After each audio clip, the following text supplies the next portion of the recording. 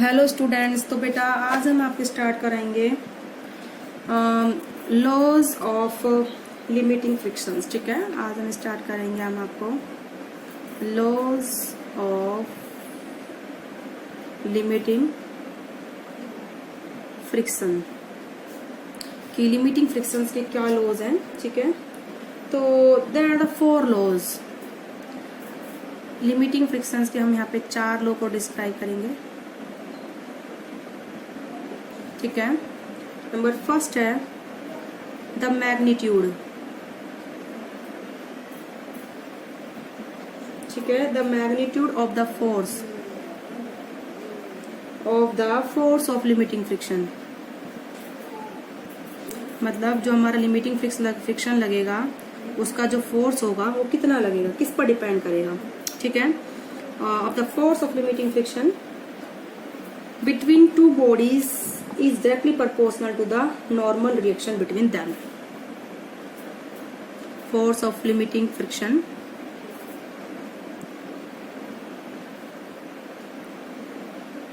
between two bodies. तो जो limiting friction बेटा दो बॉडी के बीच में लगता है, हमेशा फ्रिक्शन दो बॉडीज के बीच में लगता है। ठीक है, एक तो उस पर जो खुद ऑब्जेक्ट है उसकी सरफेस और जिस सरफेस पे ऑब्जेक्ट चल रही है एक वो सरफेस, तो हमेशा दो सरफेस के बीच में लगते हैं फ्रिक्शन का फोर्स। तो जो उसका मैग्नीट्यूड होगा लिमिटिंग फ्रिक्शन का between surfaces of two bodies in contact. ठीक है, जो दो सरफेसेस क्या है कांटेक्ट में, इज डायरेक्टली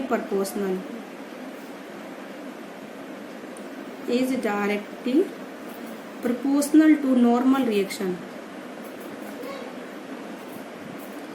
किसके प्रोपोर्शनल होगा बेटा, नॉर्मल रिएक्शन बिटवीन दैम।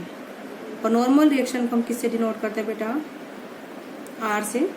तो limiting friction is directly proportional to the normal reaction. जैसे हमारी सरफेस है, ये हमारा ब्लॉक है, ये इसका मास m है, तो इसका वेट mg डाउनवर्ड, उसके अपोजिट में बेटा क्या होगी, reaction r।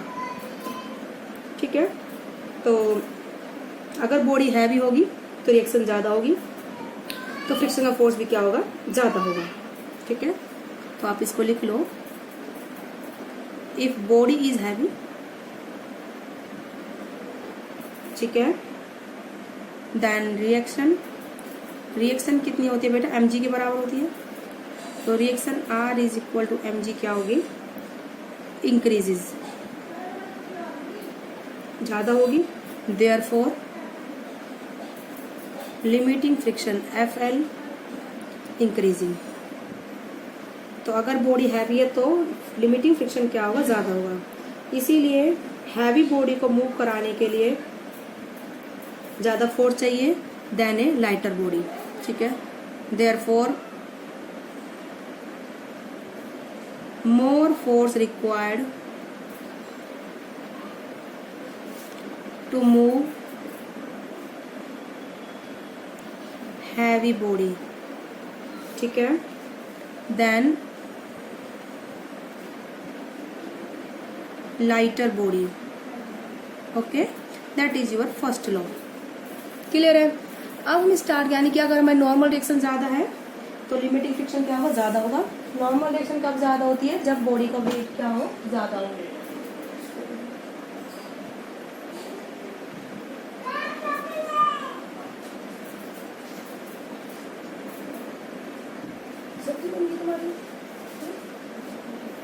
Now we start the second law of limiting friction. ठीक है, तो second law of limiting friction है the direction of limiting friction. The direction of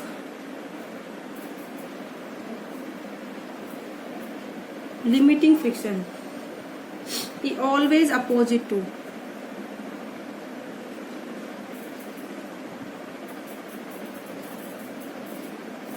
is always opposite to the direction of motion.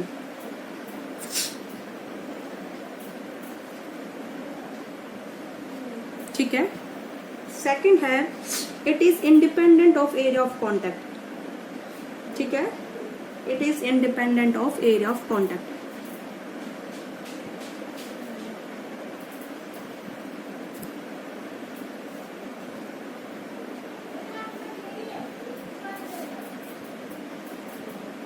It means अगर दो surfaces, दो body हैं, उनका मास क्या है, सेम है, ये हैवी है, मतलब इसका साइज कम है, मास सेम है, तो इनका जो वेट क्या होगा, सेम होगा, और नॉर्मल रिएक्शन भी क्या मिलेगी, सेम मिलेगी। देयरफॉर लिमिटिंग फ्रिक्शन भी क्या होगा, सेम होगा, क्योंकि लिमिटिंग फ्रिक्शन किस पर डिपेंड करता है, नॉर्मल रिएक्शन पर, ना कि वेट पर। ओके, अब आता है limiting friction depend on the nature of material. ठीक है, किस पर डिपेंड करेगा कि कितनी ज्यादा रफ सरफेस और कितनी ज्यादा स्मूथ है। ठीक है, यानी कि फोर्स ऑफ एडेशन, तो it depend on the nature of metal of to surfaces in contact.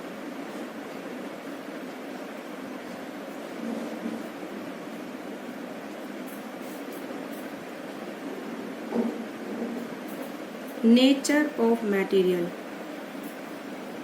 of two surfaces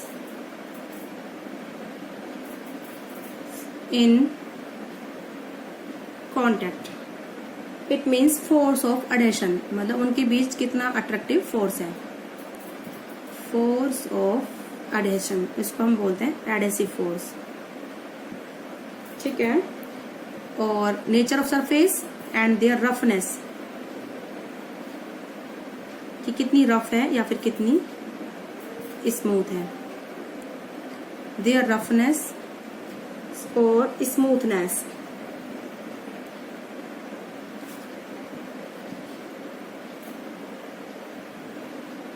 ठीक है बेटा, तो these are the laws of the limiting friction.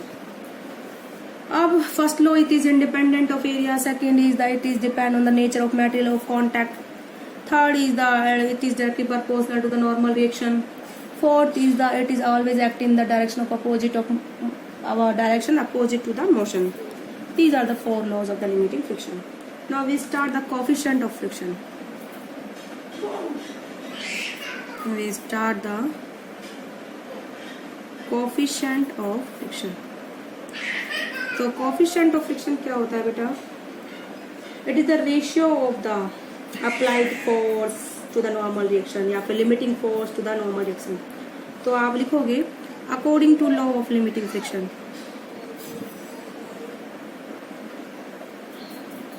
according to the law of limiting friction क्या होता है बेटा, limiting friction is directly proportional to the normal reaction, और limiting FL जब भी proportionality टाइप कांस्टेंट आता है, that constant is equal to the mu L, this is the coefficient of limiting friction. ठीक है, तो म्यू एल कितना हो जाएगा बेटा, FL अपॉन में R, FL is the limiting friction, R is the normal reaction and mu L is the coefficient of limiting friction.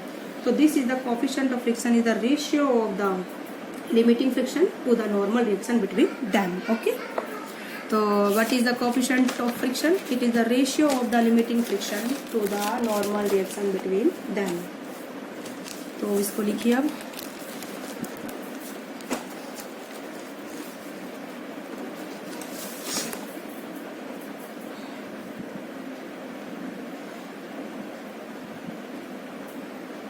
तो coefficient of limiting friction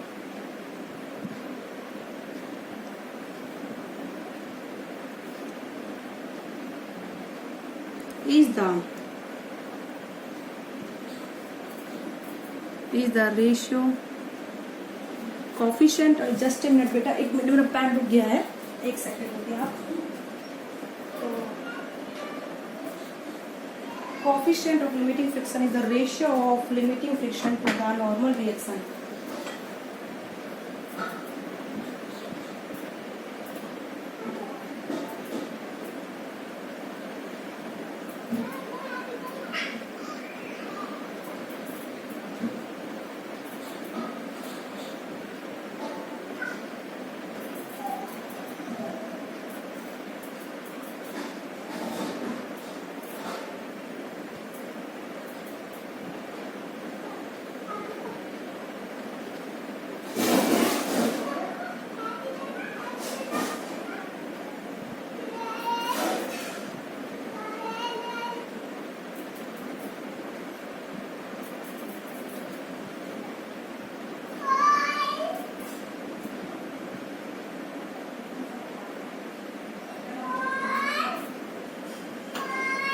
तो बेटा मैं पेन ले आई, एक सेकंड अब रुकिए। तो coefficient of limiting friction is the ratio of, ठीक है बेटा, ये क्या है बेटा, रेशियो है limiting friction to the normal reaction. जैसे कि फॉर्मूला था, हमने जस्ट उसको डिफाइन कर दिया, ठीक है। तो इसकी वैल्यू देखो, the value of coefficient of friction, the value of mu depends on, किस किस पर डिपेंड करेगी, nature of surface in contact, क्योंकि एफ एल अपॉन में आर है, यानी कि लिमिटिंग फ्रिक्शन अपॉन में रिएक्शन। लिमिटिंग फ्रिक्शन किस पर डिपेंड होता है, nature of surface in contact, ठीक है, nature of surface in contact, यानी कि rough, dry, smooth, polish, non polish, ठीक है। तो नेचर कैसा है, इट मीन्स वेदर वेट और ड्राई और स्मूथ और रफ और पॉलिश्ड, इन सब पर डिपेंड करता है, ठीक है। नंबर 2 पॉइंट है, depend on the material of the surface in contact, material of surface in contact, यानी कि जो सरफेसेस हैं उनका मटेरियल कैसा है, ठीक है। तो अगर कोई बॉडी एक्चुअली मूव कर रही है over the surface of another body, तो उस टाइम पर हम कौन सा यूज करेंगे, कोफिशिएंट ऑफ काइनेटिक फ्रिक्शन, ठीक है। तो आप इसको लिख लीजिए, व्हेन वन बॉडी, या फिर when a body is actually moving,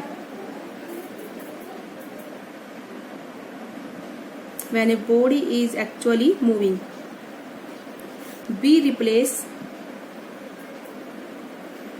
तो हम लिमिटिंग फ्रिक्शन को किससे रिप्लेस कर देंगे, काइनेटिक फ्रिक्शन से, F L limiting friction by the kinetic friction, ठीक है।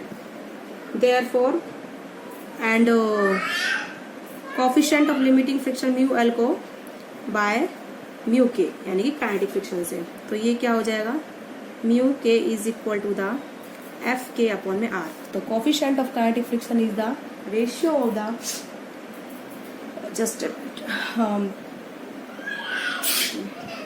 सॉरी, तो coefficient of kinetic friction is the ratio of the kinetic friction to the normal reaction, ठीक है।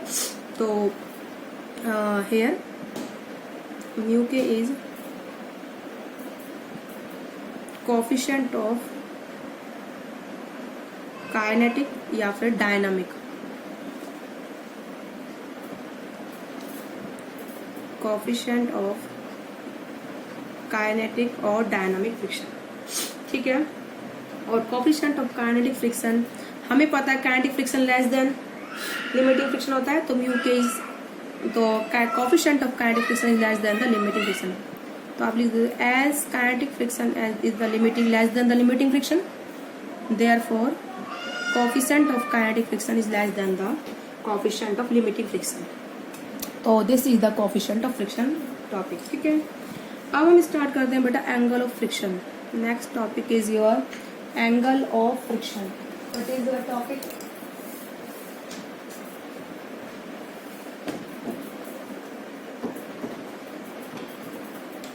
Now start the angle of friction. तो I think enough है जिस video में। अब आपका इसमें रहता है main of angle of friction and the angle of repose. तो वो आपको हम वीडियो बेटा नेक्स्ट वीडियो में कराएंगे। आज की वीडियो में बेटा इतना ही, ठीक है, ओके।